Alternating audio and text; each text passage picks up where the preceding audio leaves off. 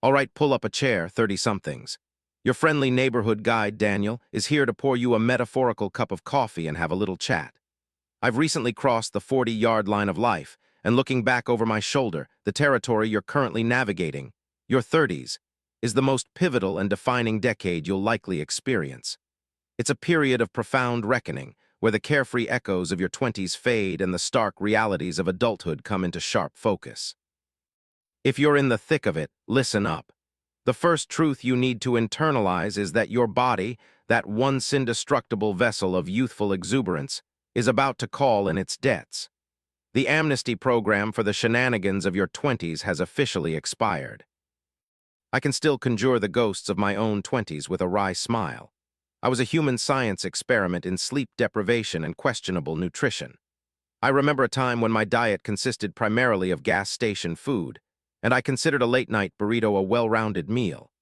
I could stay out with friends until 3 a.m., fueled by cheap whiskey and bravado, and then somehow show up for a 9 a.m. meeting looking reasonably human. I once drove 12 hours straight on nothing but energy drinks and a bag of chips to attend a music festival, partied for 2 days, and then drove back without a second thought.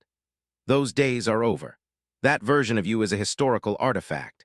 It's time to awaken to a new reality, one where your physical and mental health are not just afterthoughts, but the very foundation upon which the rest of your life is built. The buffer for poor choices, which once seemed a mile wide, is now a tightrope. And let me be blunt. The older you get, the more life will demand of you, the more your body will protest your neglect, and the more your own mind will hold you accountable for the life you're creating. Let's wade into the choppy waters of relationships. There's a pervasive and dangerous myth that grand gestures like marriage or the birth of a child are the ultimate solutions for a fractured relationship. The reality is that these major life events are not a balm. They are a magnifying glass. They don't heal the cracks in a relationship's foundation. They expose and widen them until the entire structure is at risk of collapse. I saw this happen with my close friends, Chloe and Ben. Their relationship was a tumultuous cycle of passion and conflict. Instead of doing the hard work of addressing their fundamental incompatibilities, their different views on money, family, and personal freedom, they opted for the path of least emotional resistance. They got a dog, then they bought an apartment, and finally they got married, hoping each escalating step of commitment would be the glue that would finally hold them together. It wasn't. It was like watching someone try to patch a hole in a sinking boat with a photograph of a boat that isn't sinking. The external symbols of commitment did nothing to address the internal chaos. The arrival of their first child, a joyous event under normal circumstances, became the final stressor that fractured their relationship beyond repair.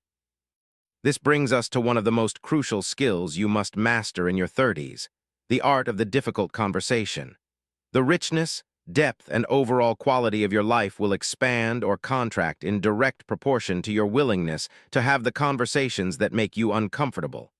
In our 20s, the stakes were lower. We had less to lose. If a friendship fizzled out because of an unspoken resentment, or if we quit a job without a tough conversation with our boss, the consequences were often fleeting. But your 30s are different.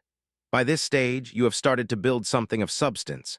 You have a career with a certain trajectory, you have deep, meaningful relationships, and you likely have financial responsibilities. The cost of avoidance has skyrocketed. The inability to address a brewing issue with your partner, to give constructive feedback to a colleague, or to set boundaries with a family member will no longer result in a minor setback. It could lead to a catastrophic failure, a divorce, a career derailment, or a permanent estrangement. This is intrinsically linked to the true meaning of adulthood. You are not truly an adult until you have liberated yourself from the need for everyone's approval of your choices. Until then, you are simply a 30-year-old child with more responsibilities. I could write a dissertation on the psychology of maturity, but if I were to boil it down to its essence, it would be this. Maturity is the capacity to take actions that will not be universally applauded. Developmental psychology teaches us that the hallmark of adolescence is a deep-seated need for peer validation. Our opinions, our choices, our very sense of self are often reflections of the people around us. To evolve beyond this stage, to cultivate a robust sense of self and an unwavering inner compass, you must be willing to make decisions that may be misunderstood, criticized, or outright disliked by others. As a natural consequence of this, your social circle is going to shrink. My advice is to embrace this process. It's a natural and healthy pruning that often feels like a loss at first, but is, in fact, a significant gain. As you and your friends move deeper into your 30s, life becomes more complex and demanding. Careers intensify, marriages require tending, children enter the picture, and personal projects take root. The sheer amount of available time for casual socializing diminishes. This isn't a tragedy, it's a recalibration. As you get older, you develop a much clearer sense of your own values and what truly matters to you. You are no longer willing to sacrifice your precious and limited time on superficial interactions or activities that don't align with your goals. The long, aimless nights of your 20s are replaced by more intentional, meaningful connections. Your social life shifts from a game of quantity to a pursuit of quality. You will find yourself investing your energy in a smaller, more curated group of people who genuinely uplift, support, and understand you. Resisting this change is to resist growth. Don't mourn the loss of a sprawling social network. Celebrate the cultivation of a deep and authentic inner circle. Your definition of success is also on the cusp of a major overhaul, and you should let it evolve. Most of us spend our 20s chasing a version of success that was largely defined by external influences, our parents, our peers, society at large. We create these elaborate life plans and set our sights on specific goals, only to discover that the experience of achieving them is not what we had envisioned. I saw this with myself in the corporate world. I dreamed of climbing the corporate ladder, of having the corner office, the impressive title, and the hefty salary.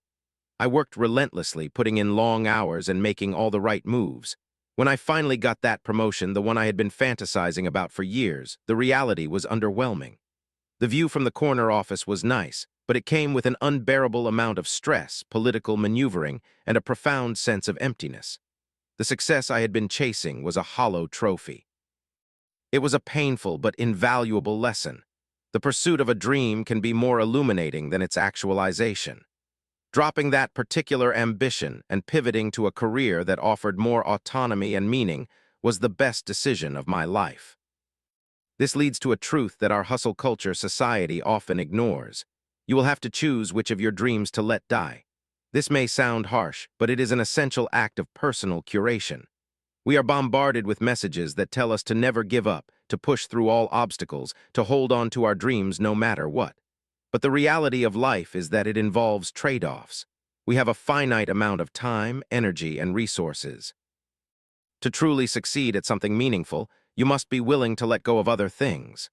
At a certain point, an old dream that is no longer aligned with who you have become ceases to be a source of inspiration and becomes a cage. It tethers you to a past version of yourself and prevents you from embracing new opportunities. Recognizing when a dream has become a prison and having the courage to walk away is a profound act of self-love and maturity. If I could offer a single metaphor to encapsulate this decade, it would be that of a garden. Your life is a plot of land that you have been given to cultivate. In your 20s, you were throwing seeds around haphazardly, and thanks to the fertile soil of youth, many things grew without much effort. In your 30s, you must become a more intentional gardener.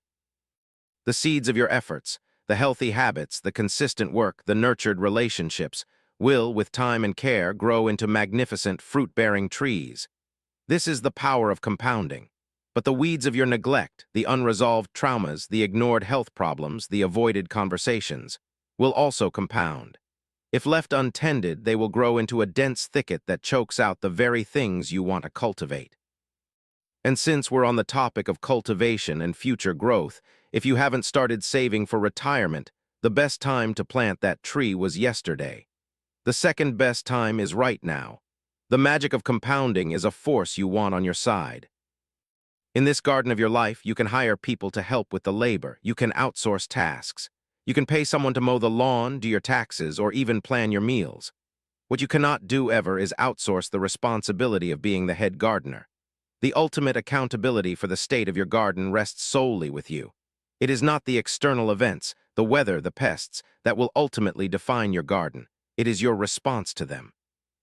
It is the choices you make every day about what to plant, what to water and what to weed out.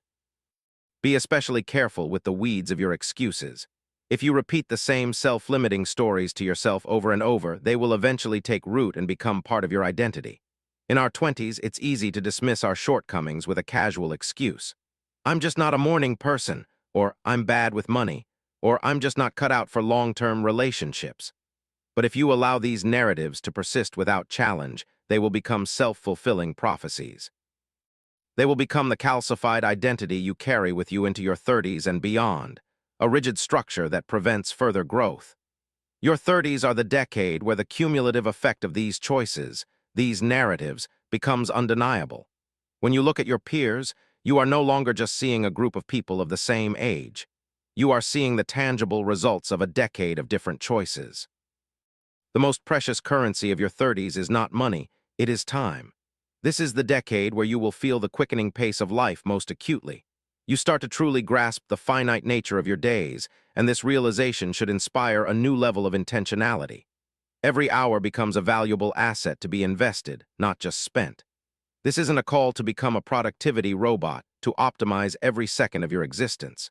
It is a call to be a ruthless editor of your own life. It is about consciously choosing to invest your time in the people, activities, and pursuits that bring you joy, meaning, and growth, and having the courage to cut out everything else. The people who fail to do this are the ones who end up feeling burnt out and disillusioned. Burnout isn't the result of working too hard. It's the result of working too hard on things that feel meaningless. It's the soul-crushing exhaustion that comes from pouring your life force into a vessel that has a hole in the bottom. Your 30s are also the time to dismantle the myth of someday. The comforting illusion that you have an infinite amount of time to get your life in order dissolves. You realize that someday I'll get in shape, or someday I'll fix my finances, or someday I'll leave this job I hate is a dangerous fantasy. Nothing gets better on its own. Everything requires a conscious act of will, a commitment of time and energy. I had a whole list of somedays in my 20s. I was still carrying them with me into my mid-30s, like a bag of rocks on my back. I was still overweight, still in debt, and still in a career that was slowly draining the life out of me. The realization that no one was coming to save me, that someday was a mythical destination, was both terrifying and liberating. It was the catalyst I needed to start making real, tangible changes. The longer you wait to address the things you know you need to change, the more entrenched they become, and the more effort it will take to uproot them. And please understand that you cannot life hack your way out of a life that is fundamentally misaligned. You can have the most optimized morning routine in the world, you can track every calorie you eat, you can read all the self-help books, but if you are in a toxic relationship, in a soul-crushing job, or living in a place that makes you miserable, you are just polishing the brass on the Titanic. The foundation is what matters. Get the big things right first. Here's another truth to internalize. If you go through life without ever disappointing anyone, you are guaranteed to disappoint yourself. Living an authentic life means making choices that are true to you, and those choices will not always align with the expectations and desires of others. That is not only okay, it is necessary. And let's talk about respect. Respect, both from others and for yourself, is not a byproduct of impressive achievements or material possessions. Respect is forged in the quiet kiln of consistency. It's not about the car you drive or the size of your paycheck. That might generate envy, but not genuine respect. True respect is earned by being reliable, by showing up, by doing what you say you will do. It's about your character, not your resume. This is especially true for self-respect. You won't magically start respecting yourself when you hit a certain income level or buy a particular house. Self-respect is built through the daily act of keeping the promises you make to yourself. It's about doing the hard thing even when no one is watching. Chasing a lifestyle you can't truly afford is just a way of paying to look happy while remaining miserable. It's a futile attempt to impress an audience that is far less interested than you think.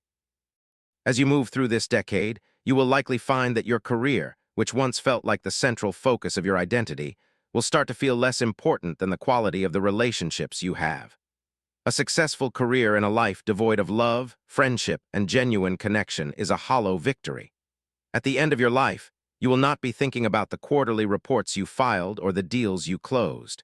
You will be thinking about the people you loved and who loved you back. If any of this is making you feel a pang of anxiety, a sense that you're behind or that it's too late, take a deep breath. It is never too late.